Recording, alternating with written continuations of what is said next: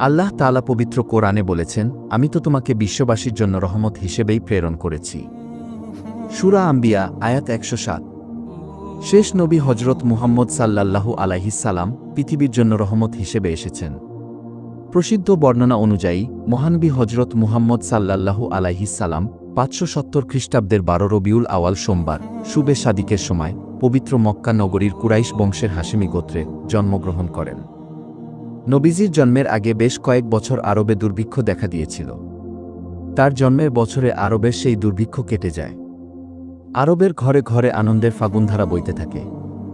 যেহেতু একই বছরে কুরাইশরা আব্রাহার বিশাল হস্তি বাহিনীর বিরুদ্ধে জয়লাভ করেছিল এবং দুর্ভিক্ষ থেকে পরিত্রাণ পেয়েছিল, তাই বছরটিকে আরবেরা সানাতুল ফাতহ ওয়াল ইবতিহাজ বা বিজয় ও আনন্দের বছর নাম দিয়েছিল।